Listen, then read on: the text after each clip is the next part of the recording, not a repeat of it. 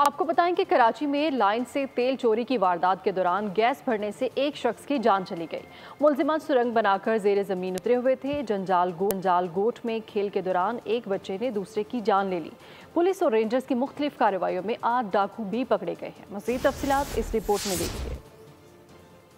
कराची में लाइन से तेल चोरी की कोशिश। शाह लतीफ टाउन में सुरंग की खुदाई के दौरान एक शख्स की जान चली गई। दीगर मुलजिमान साथी की लाश छोड़कर फरार हो गए। पुलिस ने कुएं के बाहर से गाड़ियां, गैस सिलेंडर और कनेक्शन का सामान भी कब्जे में ले लिया।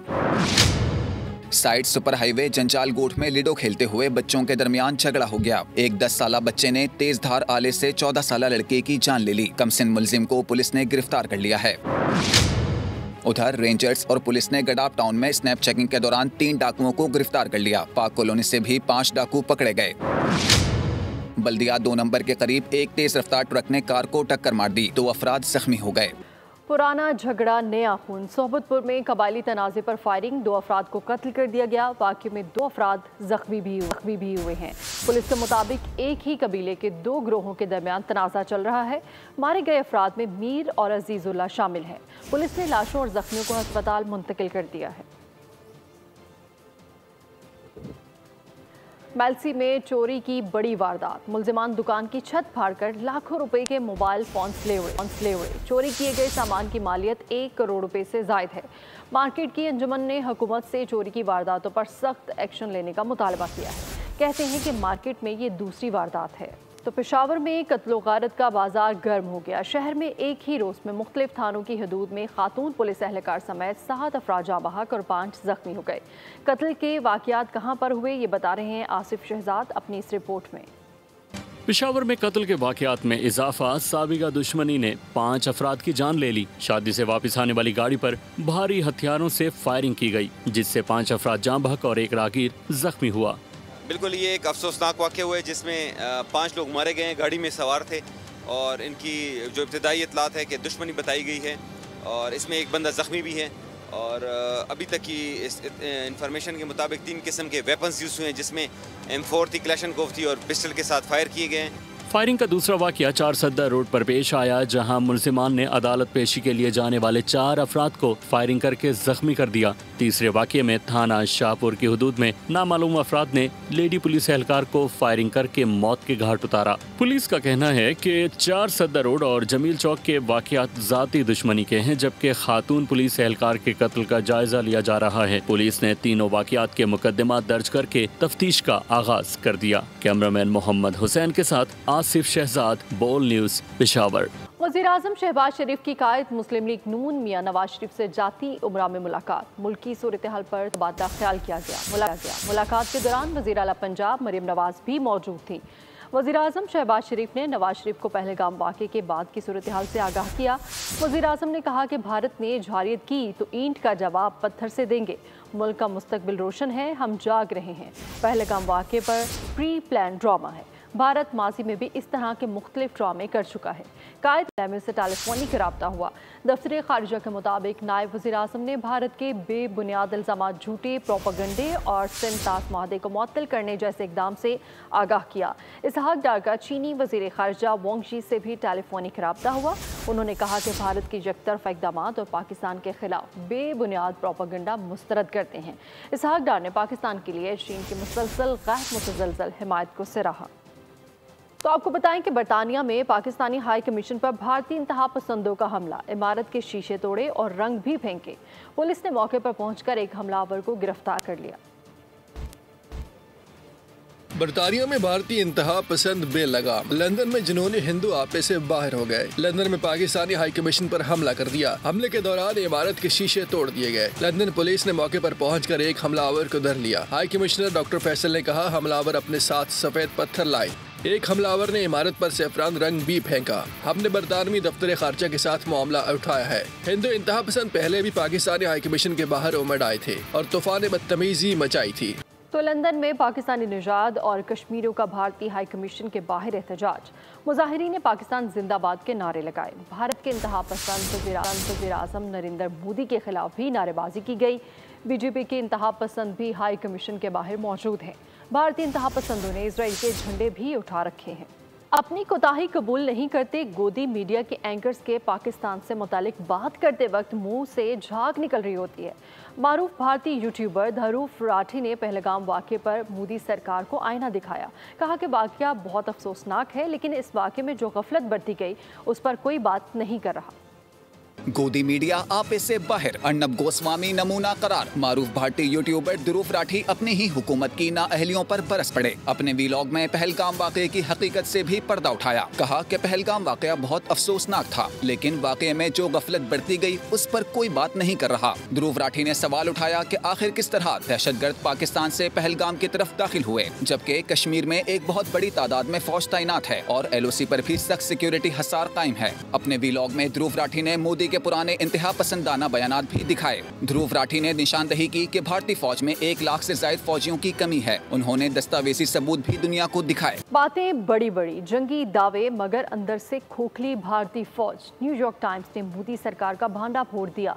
ना फौज तैयार, ना हथियार जदीद, ना पानी रोकने का बंदोबस्त। सब कुछ सिर्फ मोदी का इलेक्शन जीतने का ड्रामा है। जंग की बातें तो बहुत हो रही हैं, मगर भारत की अपनी फौज ही जंग के लिए तैयार नहीं। न्यूयॉर्क टाइम्स ने पर्दा चाक कर दिया। भारतीय फौज के हथियार पुराने, बजट मसाइल का शिकार और सूरमा, जंग के काबिल ही नहीं। पाकिस्तान से पंगा लेना मोदी को महंगा पड़ सकता है, क्योंकि हकीकत ये है कि इतनी बड़ी फौज संभाली नहीं जा रही। 2019 में जो जिल्लत उठाई, इसके बाद अरबों डॉलर झोंक दिए गए, मगर जदीद असलहा बस ख्वाब। माहिरीन कहते हैं मोदी सिर्फ छोटे सर्जिकल ड्रामे कर सकता है। पूरी जंग में शर्मिंदगी के सिवा कुछ नहीं मिलेगा। और ऊपर से पानी की सियासत। पहलगाम फॉल्स फ्लैग ऑपरेशन पर हिंदू पंडित ही बोल पड़े। कहा मोदी सरकार आवाम को बेवकूफ बना रही है। दरियाए सिंध का पानी रोकना नामुमकिन है और ना भारत के पास वसाइल हैं। इसके लिए 20 साल लगेंगे।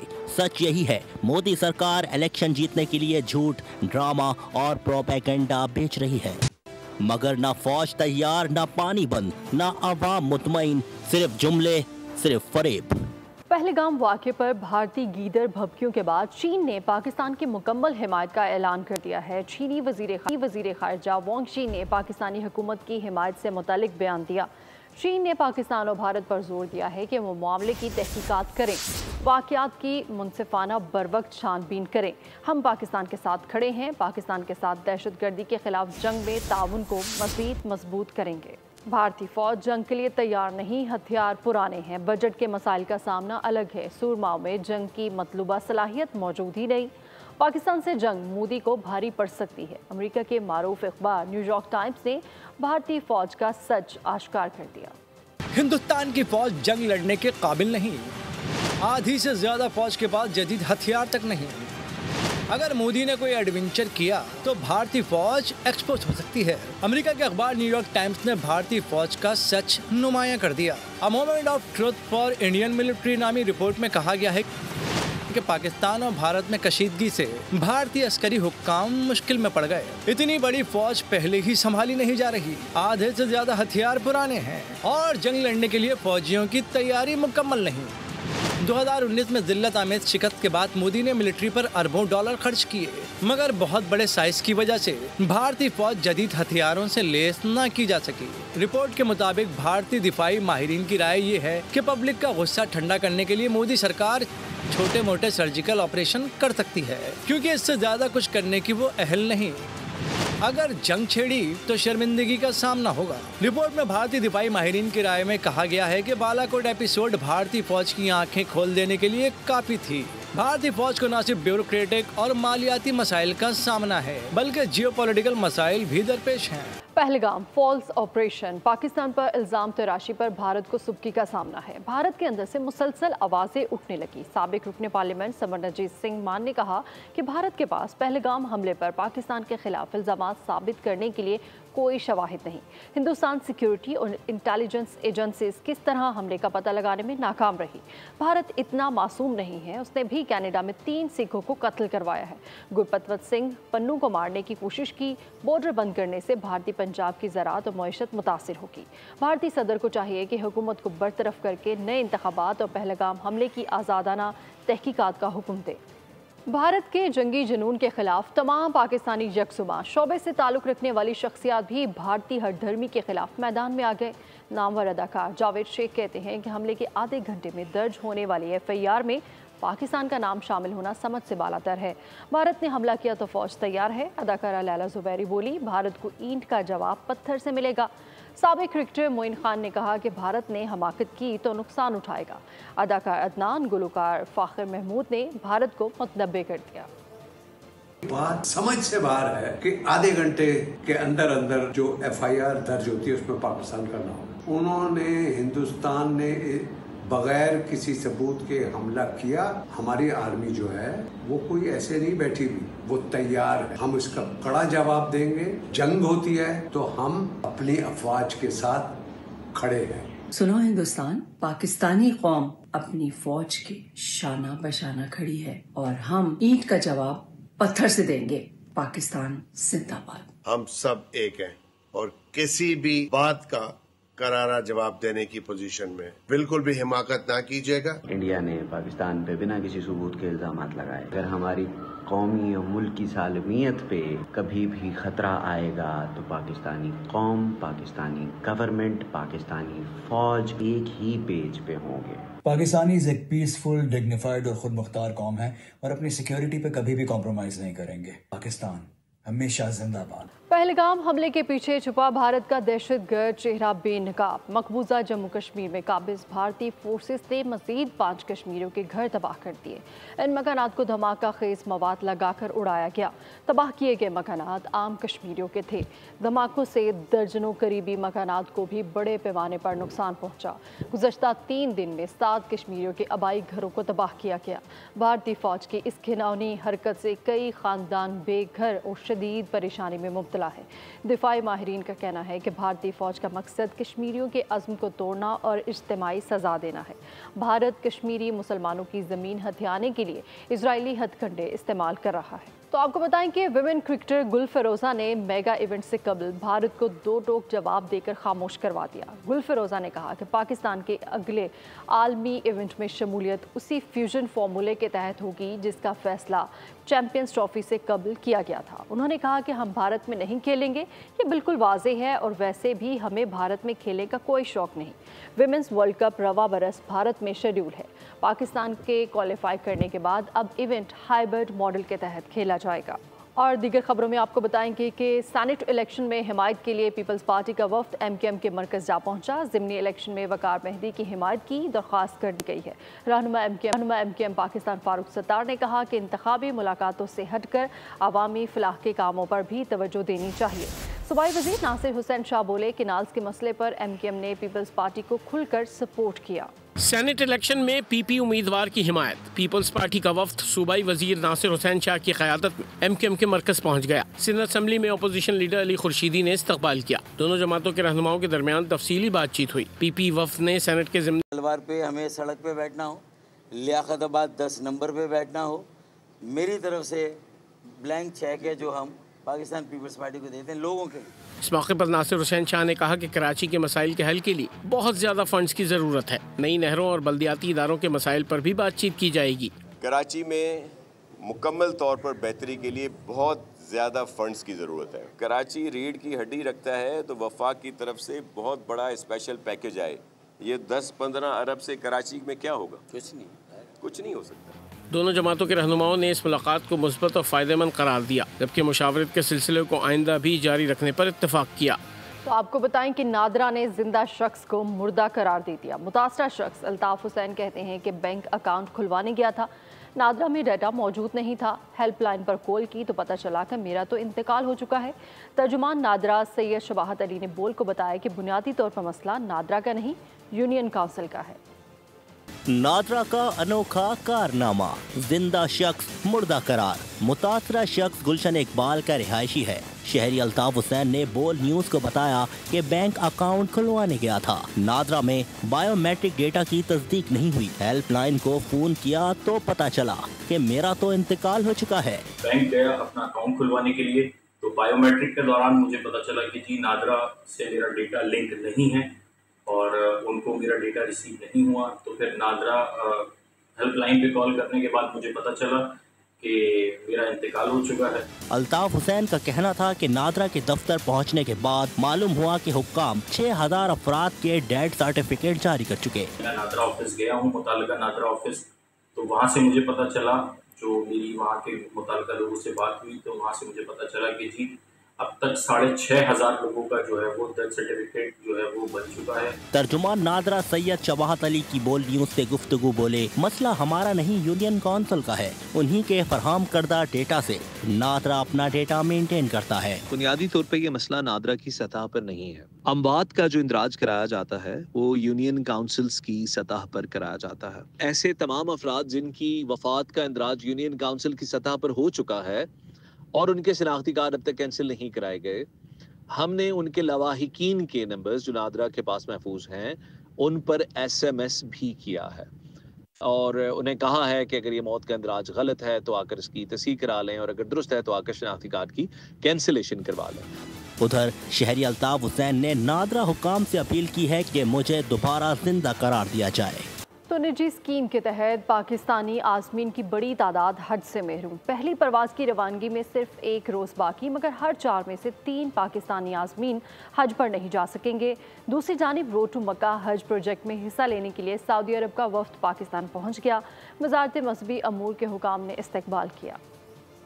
मुतनाज़ कैनाल्स का मसला चेयरमैन बिलावल भुट्टो जरदारी की क़ियादत में हल हो चुका है। शर्जील नाम मेमन चेयरमैन PP को अनथक मेहनत और मौसर हिकमत अमली के बायस अब ये मसला मुकम्मल तौर पर ख़त्म हो चुका है।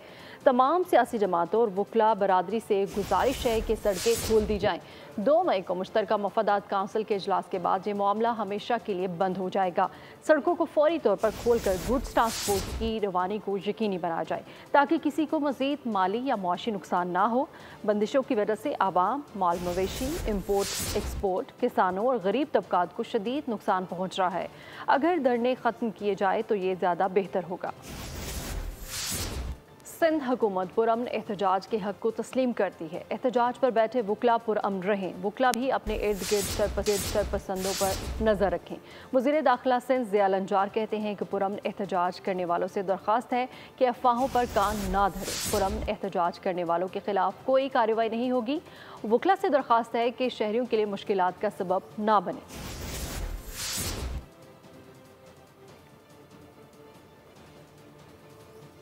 वफाकी वज़ीर सेहत मुस्तफ़ा कमाल ने शंघाई ताउन तंजीम कॉन्फ्रेंस के दौरान आज़रबाईजान के वज़ीर सेहत से मुलाकात की और सेहत के शोबे में 2 तरफ़ा ताउन पर बातचीत की। मुस्तफ़ा कमाल ने कहा कि पाकिस्तान आज़रबाईजान के तजर्बात से सीखने में गहरी दिलचस्पी रखता है। दोनों ममालिक ने डिजिटल टेक्नोलॉजीज़ खुसूसन टेली मेडिसिन के फ़रोग और हेल्थ टूरिज़म के शोबे में मुश्तरका काम करने पर इत्तेफाक किया। दोनों वज़रा ने कहा कि पाकिस्तान और आज़रबाईजान ऑन्कोलॉजी, कार्डियोलॉजी और इज़ाकी पिविंदकारी के शोबों में तजर्बात से इस्तेफादा कर सकते हैं। इसके अलावा दोनों ममालिक ने एक दूसरे के तजर्बात से फ़ायदा उठाने के लिए मुस्तक़बिल में ताउन की तफसीलात तय करने के लिए मुश्तरका टास्क फोर्स के क़याम पर इत्तेफाक किया। तो आपको बताएं कि चेयरमैन CDA मोहम्मद अली रंधावा का इस्लामाबाद में ज़ेरे तामीर जिना स्क्वायर मरी रोड अंडरपास का रात गए अचानक दौरा, काम का जायज़ा लिया। उन्होंने मंसूबे की तकमील के लिए 24 घंटे काम जारी रखने की हिदायत की। मोहम्मद अली रंधावा ने सेक्टर E12 और सेक्टर C14 का भी दौरा किया। दौरा इलेक्ट्रिक बस पर किया गया। उन्होंने सेक्टर E12 से हर किस्म की गैर कानूनी तामीरात और तजावुज़ात को फौरी मिसमार करके ज़मीन वागुजार कराने की हिदायत की। कहा कि सेक्टर E12 में दाखिले के लिए मरकज़ी गेट नस्ब किया जाए। खेल के मैदान से खबर देंगे आपको। PSL मैच में क्वेटा ग्लैडिएटर्स ने पेशावर ज़ल्मी को 64 रन से शिकस्त दे दी। 179 रन हदफ के ताकुब में बाबर 11 114 रन से आगे नहीं बढ़ सके। आज इवेंट में आराम का दिन है, कोई मैच नहीं होगा। साबिक पाकिस्तानी क्रिकेटर तनवीर अहमद और मारूफ क्रिकेट तज्ज़ियाकार फवाद मुस्तफ़ा की खेल का जुनून में गुफ्तगू। तनवीर अहमद ने पेशावर की कारकर्दगी को हदफ़े तनकीद बनाया। उन्होंने कहा कि बॉलिंग के लिए साजगार विकेट पर बाबर 11 ने बहुत ज़्यादा रन बनवा दिए। फवाद मुस्तफ़ा के मुताबिक मुल्तान सुल्तान्स अपने खिलाड़ियों की सलाहियत का दुरुस्त इस्तेमाल करने में नाकाम रही। पिच थी ना आज की, ये मुझे बड़ी अजीबोगरीब पिच नजर आई। बिल्कुल, बाबर के सर पे बॉल लगा, वो समझ रहा था ऊपर से जाएगा, नीचे रह गया। इस पिच के ऊपर अनइवन हो रहा है बॉल और इतनी आसानी से रन नहीं हो रहे, तो उस हिसाब से मैं ये सोच रहा था कि मुझे नहीं लगता अब ये पेशावर की टीम ये रन कर पाएगी। एक तो 178 में से इतनी गंदी फील्डिंग की है पेशावर, इतनी गंदी फील्डिंग की, इंक्लूडेड बाबर आजम। भी इसीलिए स्ट्रगल कर रहे हैं, वो उसी जॉर्डन और उन पे डिपेंड कर रहे थे, उन्होंने डिलीवर नहीं किया 2 लोगों ने। फिर आपका बैटिंग में वो हो गया कि जी आप अपने लोगों को सही इस्तेमाल नहीं कर रहे। यासिर ने एक बार कर दिया तो तैयब ताहिर अगर आपका बैटर है तो वो नहीं चल रहा। तो आप जितने क्लियर आप उसके साथ आते हैं ना, उतना ही बेहतर होता है। गजा की सूरत हाल की बात करें तो सिहोनी फोर्सेस की गजा के मजलूम फ़लस्तीनियों पर वहशियाना दहशतगर्दी के नतीजे में 50 से ज़ायद अफराद शहीद हो चुके हैं, जबकि मुतादिद ज़ख्मी हुए हैं। गजा में इमदाद की बंदिश के बायस कहत से हलाकतों की तादाद 52 हो चुकी है। उधर इसराइल ने लबनान के दारुल हुकूमत बैरूत पर भी ड्रोन हमला कर दिया। जनूबी बैरूत में खौफनाक बमबारी से हलाकतों का खदशा भी जाहिर किया जा रहा है। पाकिस्तान की जानिब से फ़लस्तीन और मशरिक़ वस्ता के मुतासरीन के लिए एक और इमदादी खेप रवाना कर दी गई है। तर्जुमान NDMA के मुताबिक वज़ीर आज़म की हिदायत पर फ़लस्तीन और मशरिक़ वस्ता के लिए इमदाद की फराहमी का सिलसिला जारी है। जिन्ना इंटरनेशनल एयरपोर्ट कराची से गजा के लिए इमदादी सामान की 15वीं खेप रवाना कर दी गई है, जबकि अल खिदमत फाउंडेशन के ताउन से अद्वियात, हिफ़्ज़ान सेहत की किट्स और खैमों पर मुश्तमिल 40 टन इमदादी सामान फ़लस्तीन के लिए रवाना किया गया है। तो आपको बताएं कि तुर्किया के दारुल हुकूमत इस्तांबुल में इस्लामाबाद इंटरनेशनल फिल्म फेस्टिवल का इनेकाद किया गया। फेस्टिवल में मुख्तलिफ ममालिक के अदाकारों के साथ साथ फिल्म प्रोड्यूसर्स और डायरेक्टर्स ने भी शिरकत की।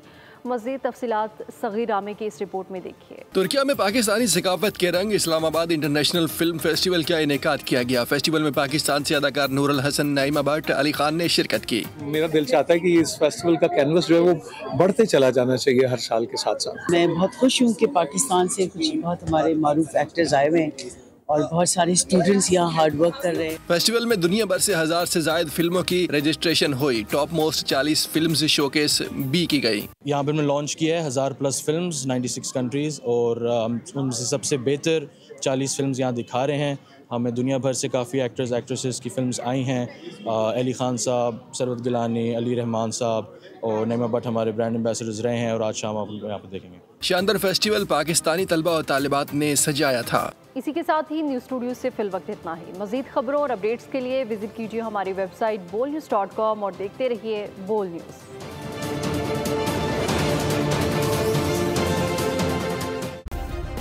सब्सक्राइब करें और बेल दबाएं ताकि कोई खबर रह न जाए।